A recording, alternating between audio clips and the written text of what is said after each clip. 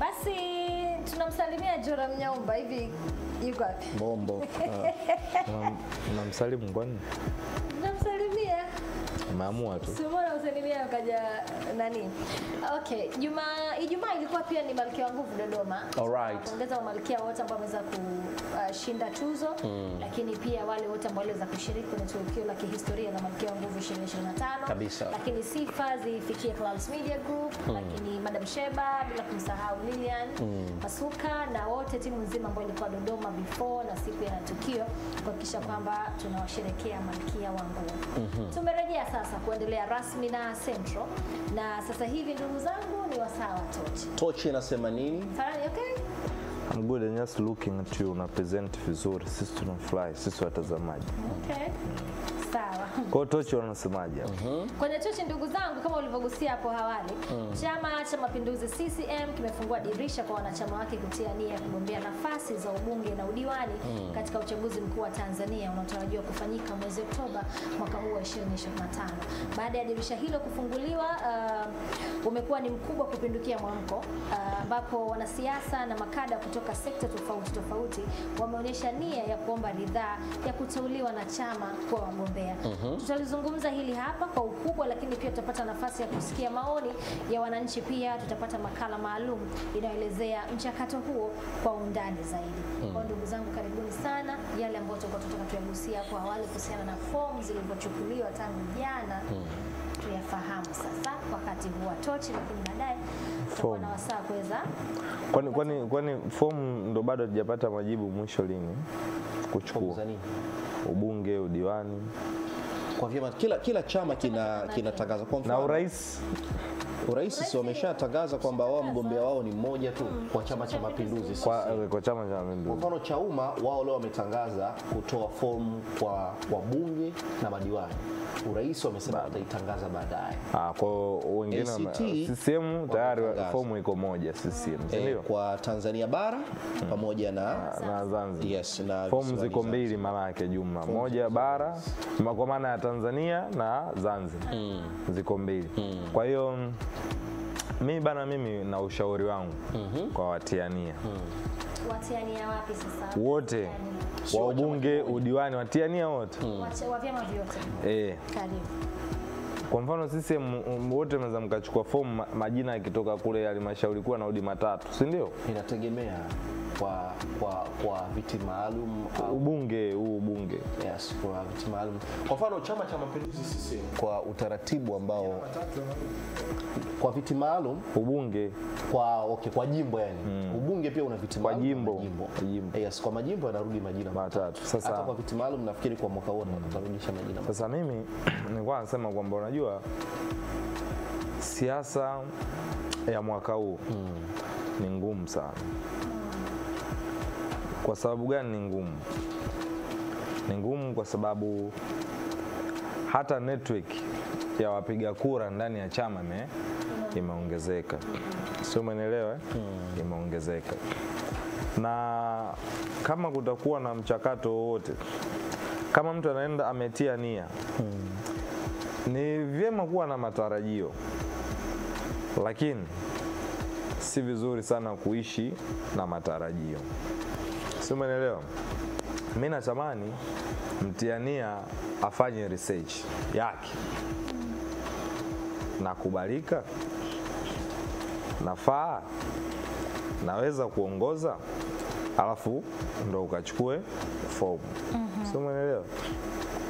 Kama nishakuwa mbunge tayari, kabla kwenda kuchukua tena fomu, nijifanyie tathmini. Niliwaahidi, nimeyatekeleza?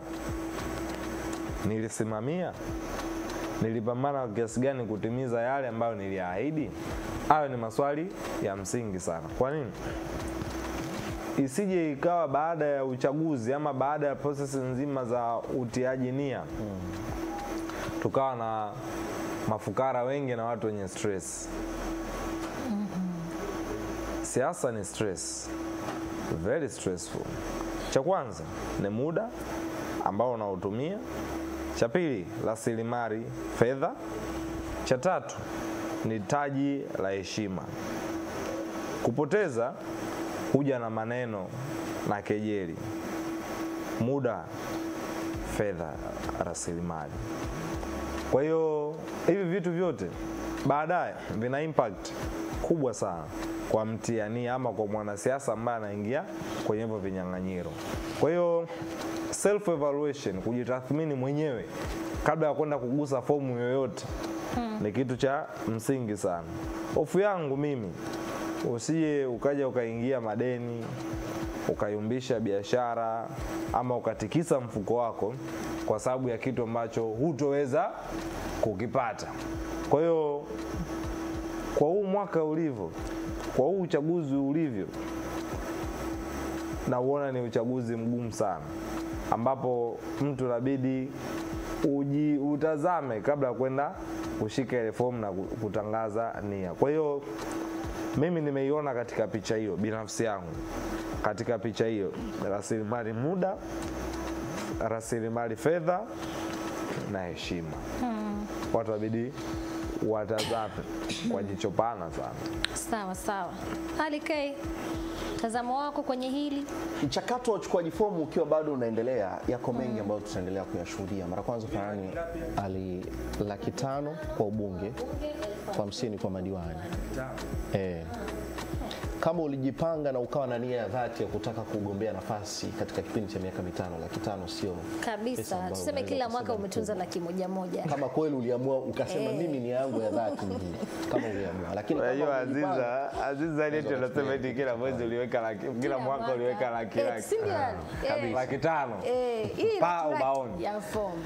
Kabisa. Hivi ni keshi au kwa benki? Vyote vina sasa hivi kuna control number. Chama cha Mapinduzi, ACT, Chauma, ambavyo vyama ambavyo vimeshatangaza mchakato. Kwa ubaoni pale control number. Au kama una keshi pia, kama unaweza ukatoa na ukapoa risiti. Vyote vinawezekana. Lakini kwa mimi nianza kwa Bwana Harmonize kutangaza kwamba mimi najiunga. Yaani wewe. Yes. Naanza kwake. Unajua hiki kitu kuna wakati unazungumza kwa mlengo wa kufuata watu wanasema nini ama wanataka nini. Lakini ukija ukakaa ukarealize kwamba mimi pengine sitoshi kwenye eneo fulani, na imesomwa hapa ni kwamba amesoma na ameona kwamba hafai tena. Ashile aliposti kwa page yake. Unajua hii fomu watu wanaichukulia, inawezekana mtu anaichukulia kawaida.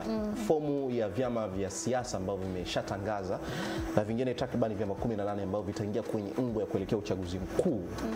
Ni fomu ambayo kila chama kimetoa maelezo yake, lakini ni maelezo ambayo yanabeba wasifu wako wa namna ambavyo wewe utakwenda kukitumikia chama husika. Kwa mfano Chama cha Mapinduzi, hizi fomu ambazo watu wanaendelea kuchukua na kurejesha, wengine ambao wamesharejesha kwa nafasi yoyote, kuna vitu kadhaa ambavyo mwisho wa siku vinakueleza wewe nini ambacho kitakwenda kuleta tafasiri kwa watu ambao watakwenda kujadili na kuleta matokeo chanya. Ukiangalia fomu ya CCM kwenye sehemu ya maelezo ambao mwisho wa siku yatakueleza, kuna sehemu ya uthibitisho ambao mwisho wa siku utakiri kwamba mimi nimezisoma na kuzielewa katiba, sera ya Chama cha Mapinduzi, lakini pia sitokinzana nazo, na mwisho wa siku sitokosoa ama kukisema chama nje ya vikao maalum ambavyo ni vya CCM na vikao halali. Na kama utashiriki kwa mchakato husika ukiwa umechaguliwa, ina maana wewe ni mjumbe wa hivyo vikao. Hapa nitarudi nyuma kidogo.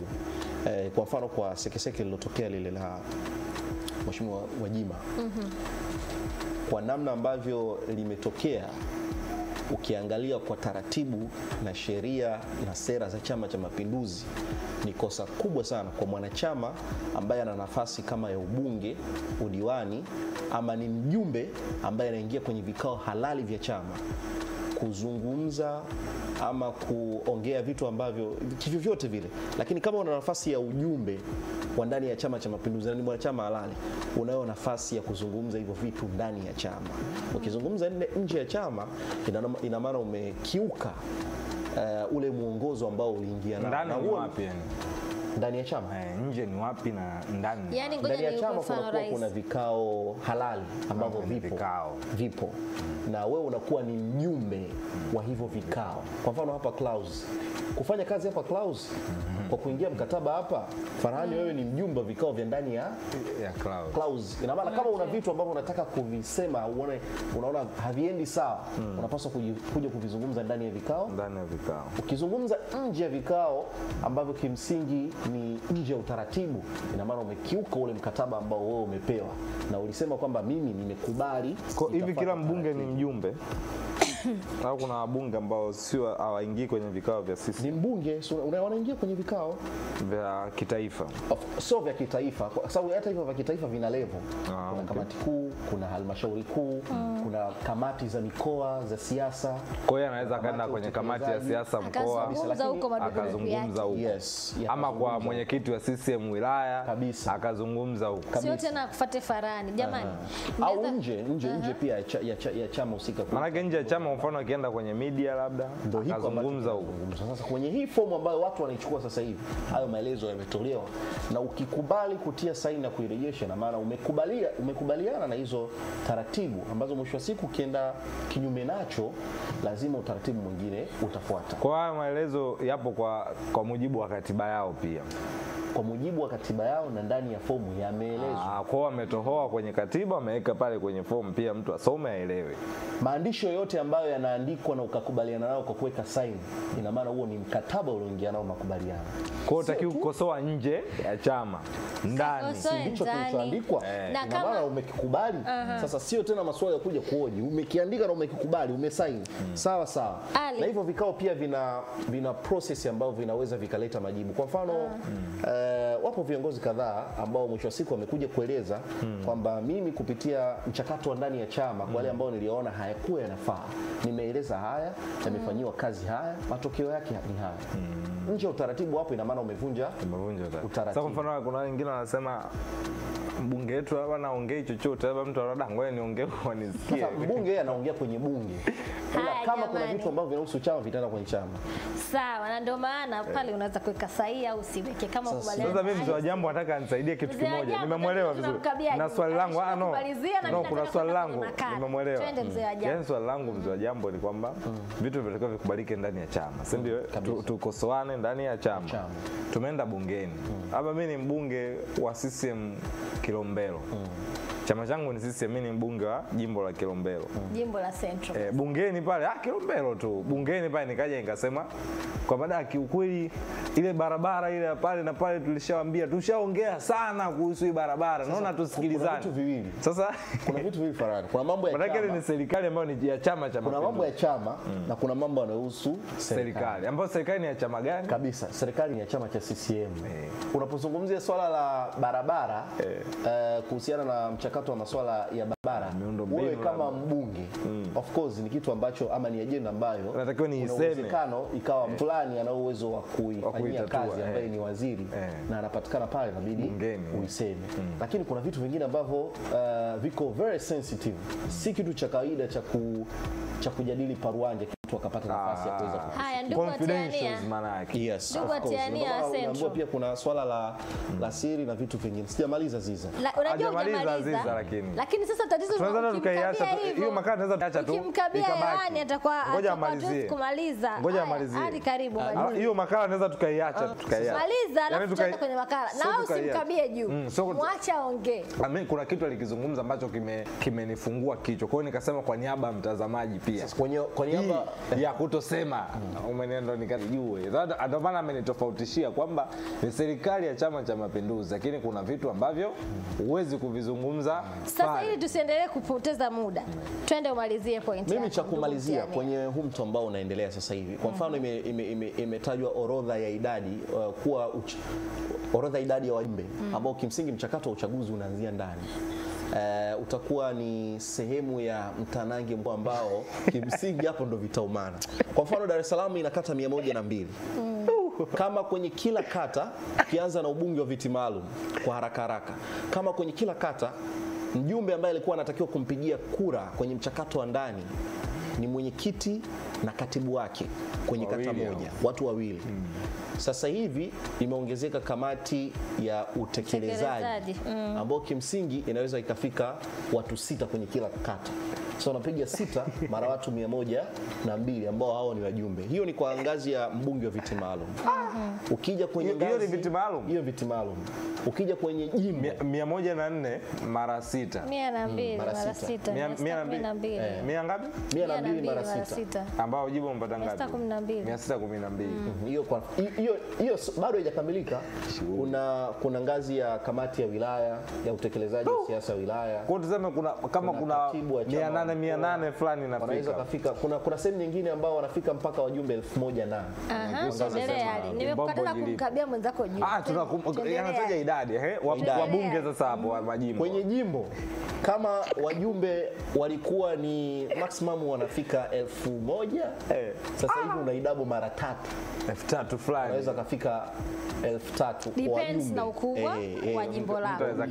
Anatembea na. Kwa hiyo unaona idadi ya uchaguzi wa ndani tu wajumbe ambao watakwenda kushiriki kuchagua ama kuwapigia kura ni idadi kubwa ya watu ambao kimsingi wakija huku sidhani demokrasia lakini utakuja na wabunge ambao sijui niweke lugha gani. Mimi nimependa demokrasia yao.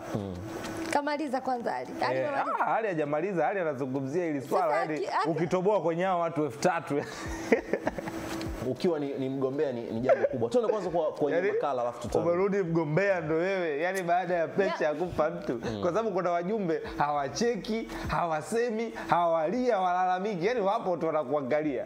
Si unaelewa Aziza? Haya jamani, tufuatilie makala hii maalum. Wana view to status. Tutarejea tu wajumbe tuendelee. Bwana we, Bongo ni njano na kijani. Huko ndani ya makao makuu ya CCM na matawi yake nchi nzima, hali ni kama sokoni. Soko la Kariakoo nyakati za weekend inavyokuwa au sikukuu za Christmas na Eid al-Fitr zinavyokaribia, watu, fomu, makeke, minong'ono na tabasamu za kisiasa vimezagaa kama mchanga wa bahari. Tangu chama tawala kilipofungua dirisha rasmi la kuchukua na kurejesha fomu za kugombea ubunge na udiwani kwa uchaguzi mkuu ujao, wazee kwa vijana, wake kwa waume, mastaa kwa wasanii wa siasa wameingia mzigoni, kila mmoja akisaka green light ya kupeperusha bendera ya kijani na njano. Wanasema mapema ndio mpakani. Vijana wanaingia kwa spidi ya boda. Pale ofisi za CCM wilayani hali ni mbinde. Watu wanachomoka kwa magari, wengine na pikipiki, wengine kwa mguu, fomu mkononi, wakipiga selfie mbele ya bango la kuchukua fomu ya ubunge hapa. Wale walio na ndoto ya kuingia bungeni Dodoma wamebana suruali, wamevaa suti au kanzu za harusi. Ushindani si mchezo. Kiboko yao ni vijana wa mtaani waliokubali kupambana. Sisi ndio damu mpya ya chama. Wakati wa kusema vijana ni taifa la kesho umepitwa na wakati ni sasa ama sasa, alisema mmoja wa wagombea akiwashangaza waandishi kwa msimamo wake wa kivijana lakini kisiasa.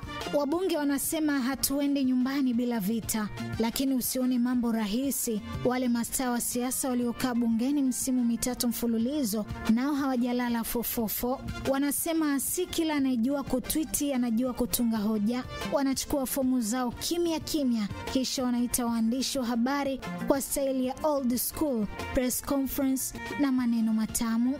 Mtiania mmoja alisikika akisema siasa ni maamuzi magumu, lakini pia ni uvumilivu. Huyu kijana leo anataka ubunge, jana alikuwa anaigiza kombolela. Watu wa mtaa wana maoni gani? Kando kando ya minada na maskani za gahawa, gumzo ni moja. Umesikia jongo kutoka kuchukua fomu, na yule mke wa kigogo fulani naye eti anakimbilia ubunge. Hivi CCM watawachuja vipi hawa? Mzee mmoja wa mtaa wa Kibokoni alisema kwa mbwembwe, huu ni wakati wa watu wenye nia ya kweli, sio wale wa kupiga picha na wafuasi Instagram alafu bungeni wanachora. Tukiangalia mbali kidogo, wachambuzi wa siasa za mtaani wanadai huu ndio wakati wa chama kujipanga na kusafisha safu. Mchakato huu wa fomu unachambua pumba na mchele. Walio na nia ya kweli ya kutumikia wananchi wataonekana kwa maneno na vitendo. Hii ni kazi ya chama, lakini pia ni kazi ya wananchi, kwani kura haipigwi kwa fulana, inatolewa kwa matumaini.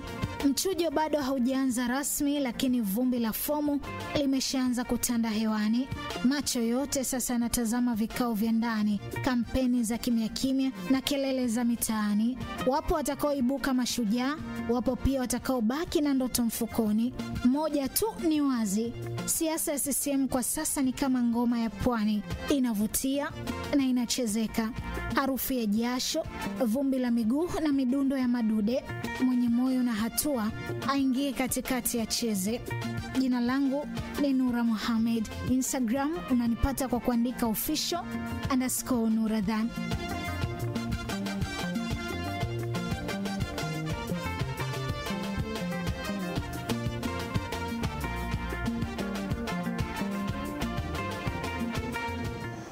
Asante sana Nura Mohamed kwa makala hiyo maalum, la shukran sana. Lakini pia wananchi, je, wana mtazamo gani kuhusu mchakato huu? Tuungane na Hababi Mohamed kutokea Arusha, kisha tutarejea hapa kuweza kukamilisha. Kutoka Dar es Salaam, Ali Kashmiri, Farhani Kihamo pamoja na Aziza Malik, Kitivoni Central. Yapo mengi ambayo huenda tukajifunza kupitia maoni mseto ya wadau na wakazi wa Arusha, hususan katika zoezi la uchukuaji fomu katika nchi hii ya Tanzania, hususan katika mkoa wa Arusha. Kundi kubwa la vijana linatajwa kuendelea kuchukua fomu na kurejesha fomu, ikitajwa kuwa ni sehemu tu ya demokrasia au huenda ikawa ni fursa muhimu kwa ajili ya kuongeza chachu ya maendeleo kupitia vijana, kupitia muhimili wa siasa. Je, nini mitazamo ya baadhi ya wananchi? Hapa nimepata wasaa kuzungumza machache na baadhi ya wananchi. Hapa wanaeleza mitazamo yao juu ya swala hili. Je, ni kwa namna gani ambavyo huenda vijana ikawa wameaminika au ni kwa namna gani ambavyo wamechukulia swala hili? Mimi kwa jina naitwa Nicholas Daniel Mbishe. Nimezaliwa Meru, kijiji cha Singisi, mwaka 1954. Vijana wengi wanaokwenda kuchukua fomu na kwenda kutaka kupigania ubunge, udiwani, umeelewa? Kwa wakati huu ni mahali pake kabisa na ndio mwafaka, kwa sababu wao ndio waliopo. Ila nitoe tahadhari kwa vijana wanaokwenda kuchukua fomu kutaka kuongoza Watanzania walio hai na watu wazima wenye marika tofauti kama sisi tuliobaki. Wasiende wale vijana ambao mara nyingi wanafunga suruali mlegezo. Wanaposema vijana taifa la kesho, mimi sioni wanapokosea, lakini sasa wengi wao naona kama pengine wanatumika. Mtu pengine anaweza kuwa anatafuta mtaji, akishachukua fomu kigogo akapatikana akafunika hilo jina akamtoa cha kwake akajikataa. Pengine changamoto wa maisha pia. Tunahitaji vijana wenye nguvu na vijana walioenda shule kwa maendeleo ya taifa letu. Mtazamo wangu ni kwamba vijana wanaenda huko kwa sababu wengi, kutokana na wengine swala la ajira. Ajira imekuwa shida, kwa hiyo vijana wengi wanakimbilia huko kutokana na kutafuta maisha. Kwa hiyo mnatakiwa vijana wanaekwenda kuchukua fomu wajielewe kwamba wao ndio watoto wa nchi hii, ndio wazalendo wa nchi hii, ndio watakayohifadhi heshima na kila kitu ya nchi hii. Kwa hiyo mimi kwa kifupi nawashukuru vijana wajitokeze wengi, kwa kina mama, vijana wote wachukue fomu ili waangalie sisi wazee ndio wachujaji tulioko kwamba huyu anafaa, huyu hafai. Alafu kijana yote anaichukua awe na maono. Huenda yapo mengi ya kujifunza kupitia maoni mseto ya wadau mbalimbali, hususan wazee na wakazi wa jiji la Arusha katika ajenda ambayo iko mezani kwa siku ya leo Kitivoni Central. Lakini pia huenda pia ikawa ni sehemu tu ya vijana kuendelea kuaminika katika taifa hili la Tanzania, kuongeza chachu ya maendeleo leo kwa ajili ya vizazi vya kesho. Kutoka Arusha kaskazini mwa Tanzania, mimi ni Hababi Mohamed, nikurudishe Kitivoni Central ya Clouds TV. Asante sana Hababi kutokea Arusha, na maoni ya wananchi tumeyasikia, tunakushukuru sana. Haya ndugu zangu wajumbe wa hapa Kitivoni, wasiania wa Kitivo. Haya, tumalizie wenye AOB tuweze kuweka nukta. Binafsi ukiniuliza nafurahia mchakato wa uelewa wa vijana wengi kutambua kila mmoja Mwenyezi Mungu amempa kuwa na nafasi ya kuwa kiongozi ulimwenguni, lakini kuna uongozi wengine ambao unapaswa kuongoza zaidi ya kile ambacho unakiamini. Ndio hiki ambacho unakwenda kukiendea. Lakini mwisho wa siku pia mzee wetu alisema pale, ajue anaongoza Watanzania wenye akili na watu wazima unapokwenda kuchukua kuchukua fomu. Tumeona mwamko umekuwa ni mkubwa zaidi sana kwenye kila sekta, hususan kundi rika la vijana ambao wanaona kuna tija sasa ya sisi kuingia kwenye mchakato wa ubunge. Lakini pia Chama cha Mapinduzi, chama cha ACT Wazalendo ambao pia bado kipo kwenye mchakato huo, chama cha Chauma ambacho mchakato wao wanaanza kesho, na vyama vingine 15 ambao vitaanza mchakato wao. Wanapofanya huu mchakato wa kuleta majina, basi walete majina ambayo wanaamini kwamba hawa kwenye mchujo watakwenda kuleta mabadiliko chanya kweli kwa wananchi, kwa sababu tunayaona mwisho wa siku watu wanakuja ku realize kwamba hiki tulichokifanya sio sawa, na wanapokwenda kufanya maamuzi wajue wazi ya kwamba mti wa kimo chako hata siku moja hauwezi kukupa kivuli. Kwa hiyo tuangalie namna gani bora ambavyo tunakwenda kuthamini kura za wananchi ambao watakwenda kupiga Oktoba, na vyama vijue kila mgombea ambaye watamleta mbele ya hadhira wa Tanzania basi awe kweli na haiba ya kutaka kuleta mabadiliko kwa taifa la Tanzania, kwa sababu muda utoshi kwa sasa ni haya. Farhani, natamani kujua pia kwa kumalizia kutoka kwako, tufahamishe uchukuaji wa fomu, lakini pia siasa. Naona sasa hivi pia imeingia upande wa michezo, watu wa sports pia wamejitokeza kwenye kinyang'anyiro cha kuchukua fomu. Kwako inakupa mtazamo gani? Unaona picha gani upande wa sports pia pamoja na siasa? Huwezi kutenga maisha na siasa. Wanasema every human being is a political animal. Kwa hiyo watu wa michezo, umeona Shafi, Temeke, Jemedari Saidi, Mtama, wadau wengi. Kwa hiyo na engineer Kigamboni, Arafat Haji, Shauri Moyo. Kwa hiyo ni wazi kwamba wamepata exposure, wamepata experience. Kwa hiyo wao wanafikiri ni muda sahihi wa kuhamia kwenye sehemu nyingine. Yaani wanachoenda kufanya kile kile tu, maisha ya kawaida, kuongoza watu, lakini utofauti wake sasa ni kwamba wanaenda kwenye chombo ambacho kinahusika katika kufanya maamuzi, kupitisha miswada ambayo rais akisaini na kuwa sheria. Sehemu muhimu sana kwenye nchi. Kwa mimi ninachokiona kikubwa zaidi kwa watiania wote, wafahamu kwamba wanaenda kwenye eneo, wanaenda kwenye muhimili, kwa sababu Tanzania ina mahakama, bunge na urais, executive, judicial na legislative. Kwa hiyo unapoenda kwenye muhimili, manake wewe unaenda kutupitishia miswada. Ni sehemu muhimu zaidi katika maamuzi ya nchi. Kwa hiyo don't do it for fun. Watu wasichukue fomu kwa kutaka tu kuonekana. Wengine wanachukua fomu kwamba wapate mileage, watu waone. Wengine wanachukua fomu bana, hebu wewe chukua tu fomu hapa, wakujue mwenzetu nini hapa, kuna nafasi zitatoka za kwa wilaya za nini hapa unaweza ukapata, au sijui za nini utapata. No. Tusifanye for fun. Ni sehemu muhimu sana bunge katika ustawi wa nchi yoyote duniani. Kwa hiyo mwenyewe jipime.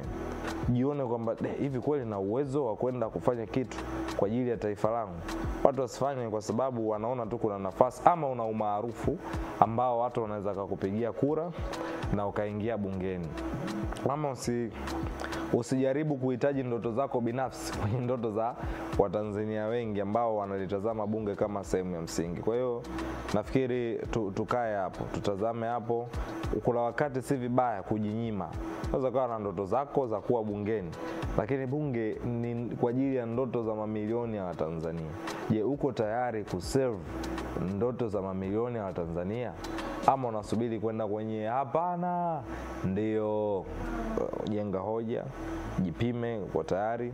Bunge ni sehemu kubwa sana. Kwa mimi kuna mshikaji wangu mmoja aliniambia, wewe mwanangu nataka na kuchukua fomu. Nikamwambia, kaka wewe una akili hizo za kwenda kuchukua fomu?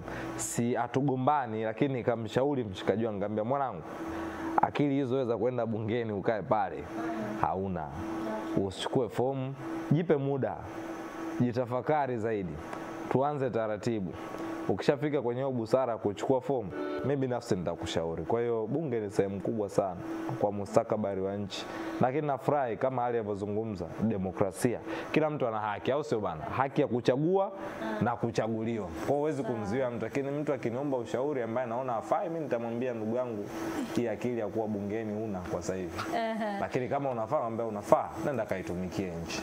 Hata Aziza wewe nasubiri uchukue fomu.